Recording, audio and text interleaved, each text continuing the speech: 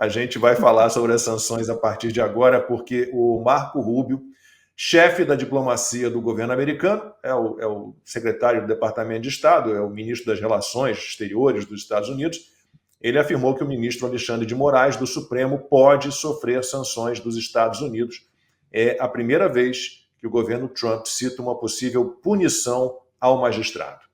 I want to switch to Brazil, if I may. Mr. Secretary, as you're certainly aware, the alarming human rights decline in Brazil. We've seen pervasive censorship, political persecution targeting the entire opposition, including journalists and ordinary citizens. What they're now doing is imminent politically motivated imprisonment of former President Bolsonaro. This crackdown is extended beyond Brazil's borders, impacting individuals on U.S. soil. The 2023 Financial Times article actually talked about this.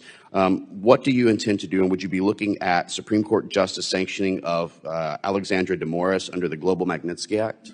That is under review right now, and it's a great possibility that will happen. Thank you so much, Mr. Secretary. With that, I yield back. E um dia depois, o secretário de Estado americano, Marco Rubio, que a gente viu aí dizer que há uma grande possibilidade de os Estados Unidos punirem o ministro Alexandre de Moraes, o decano da corte, o ministro Gilmar Mendes, comentou de forma indireta o caso. Ele publicou o seguinte: a regulamentação das plataformas digitais e o estabelecimento de parâmetros para discursos odiosos constitui elemento basilar da soberania nacional para qualquer nação contemporânea. Não há paradigma universal. A experiência brasileira mostrou nos últimos anos que câmaras de eco e manifestações extremistas corroem os fundamentos republicanos. Cabe a cada Estado, mediante aparato institucional próprio, salvaguardar preceitos democráticos. Não se pode admitir que agentes estrangeiros cerceiem o exercício da jurisdição doméstica na tutela de garantias constitucionais. A autonomia normativa representa imperativo da autodeterminação democrática e blá, blá, blá, blá, blá, blá, blá, blá, blá, blá, blá, blá.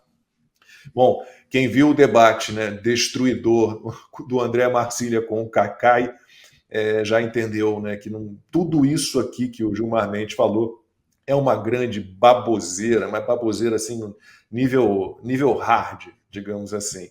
Ô, Ana, então, em relação à pergunta do Edu, a gente tem falado sobre isso aqui, além do Departamento de Estado, né, que é o Ministério das Relações Exteriores, o Departamento do Tesouro, Conselho de Segurança Nacional e o Conselho da Casa Branca estão debruçados sobre as sanções, estudando as sanções ao Alexandre de Moraes. Cada um desses órgãos produz um parecer, esses pareceres são entregues ao Donald Trump, que decide, ele tem a exclusividade na decisão sobre o que fazer. Então, se vem em núcleo ou em bloco, vem tudo de uma vez. Como a gente fala, peço desculpas, na timeline a gente é um pouquinho mais informal. É um poste flamejante a caminho. Entendeu? Essa semana disseram, não, é uma Suma-Uma, ou Sama-Uma, que é uma árvore, tem 40, 50 metros na Amazônia, flamejante, que está a caminho. E aí vai haver sanções, a Ana pode explicar melhor, está mais por dentro, qualquer um de nós, eu acho, sobre a lei Magnitsky, sobre a qual ela fala já há muito tempo. Então ele vai ter consequências financeiras, ele vai ter uma questão imigratória, não vai poder pisar nos Estados Unidos, e aquela risadinha debochada do início, né? Aquelas brincadeirinhas. Agora tudo mudou, Ana. Vai ter lote, vai ter também sanções em lote nos Estados Unidos. Olha, Lacombe, Silvio, já há muito tempo eu falo dessa lei Magnitsky, porque eu tenho um amigo que é um grande articulista do Partido Republicano, trabalhou com Reagan na Casa Branca, trabalhou com Reagan quando Reagan ainda era governador da Califórnia, depois foi para a Casa Branca com Reagan e continuou muito influente no Partido Republicano. E converso bastante também com o filho do Reagan, o Michael Reagan também.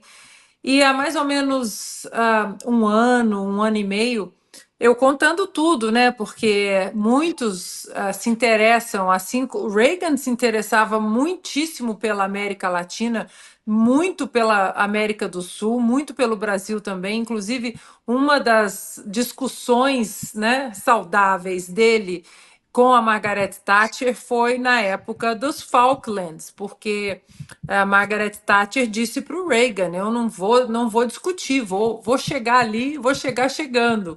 chutando a porta. E o Reagan pediu para ela: não, quem sabe você possa ser um pouco mais diplomática, porque a gente precisa da Argentina na América do Sul para estancar o crescimento do comunismo. A gente precisa. E a Margaret Thatcher disse: não vou negociar nada.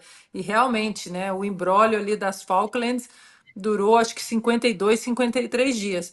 Mas eu estou falando isso para ilustrar que existe uma preocupação, sim, com o Brasil, com a América Latina. Eles sabem do Foro de São Paulo, eles sabem das ligações do Lula com os comunistas, com o Ortega, com os ditadores cubanos, com a família Castro. Eles sabem de tudo isso. Então, eles acompanham o Brasil como uma série da Netflix e vivem me perguntando. E mais ou menos há um ano, eu contando como a coisa realmente tinha perdido a mão, que a Suprema Corte tinha perdido a mão, que o Alexandre de Moraes, a caneta ficou completamente enlouquecida, esquizofrênica e que precisava de uma camisa de força ali naquele ministro da Suprema Corte que de juiz não tinha e não tem absolutamente nada. E foi exatamente esse articulista que me disse: olha, existe uma lei, imagina, ele tem quase 80 anos, ele acompanha a política toda dos Estados Unidos, do mundo. A gente sabe que os Estados Unidos são o grande farol da liberdade no Ocidente, e ele que foi o primeiro a me dizer: olha, existe uma lei, e me falou, a lei Magnitsky, tal, tal, dá uma pesquisada nisso aqui, porque eu acho que isso, se o Donald Trump vencer, eu acho que essa lei pode ser uma lei que possa entrar nesse caso do Brasil. E eu comecei a realmente ler sobre a lei, porque ele tinha me cantado essa pedra, e realmente encaixava tudo.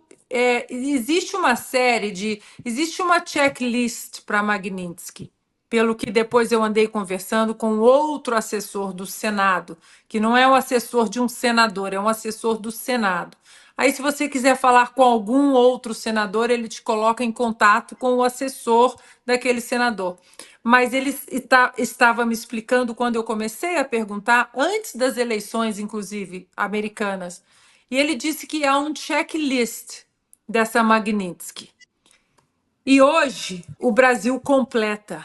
Ele faz o bingo da lei Magnitsky. Ele entra em tudo, ele entra em absolutamente todos os quadradinhos: direitos humanos, inconstitucionalidades, perseguições políticas, desrespeito ao devido processo legal, juízes, né? Eles são considerados juízes, embora não são juízes, mas eles são considerados juízes da Suprema Corte, juízes que são autoritários, políticos, ativistas, que não atentam à Constituição. É uma checklist um pouquinho grande e o Brasil faz o bingo da Magnitsky. E aí entra todas as sanções, que muita gente acha que é só perder o visto ou a entrada nos Estados Unidos fica proibida, mas não é. Você simplesmente abrange, as sanções elas abrangem um enforcamento econômico, cartão de crédito, todas as empresas, todas as ligações econômicas e financeiras que passam pelos Estados Unidos com empresas americanas pelo mundo, a pessoa vira um pária, um pária.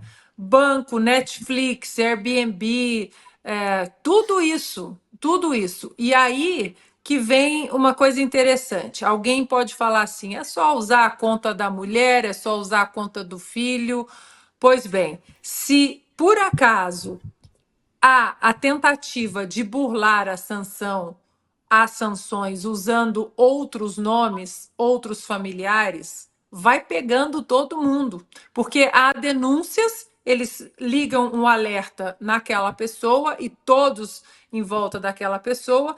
Automaticamente não são todos os membros da família que entram nas sanções, mas se há tentativa de burlar as sanções da Magnitsky, vai pegando todo mundo. Isso já aconteceu com promotores e juízes na Rússia. Vai pegando o filho, vai pegando a esposa, e agora também o que vai entrar na mira é essa, digamos, essa pornografia jurídica das empresas, né, dos escritórios de advocacia, das mulheres dos ministros do Supremo Tribunal Federal, inclusive com ações nos Estados Unidos.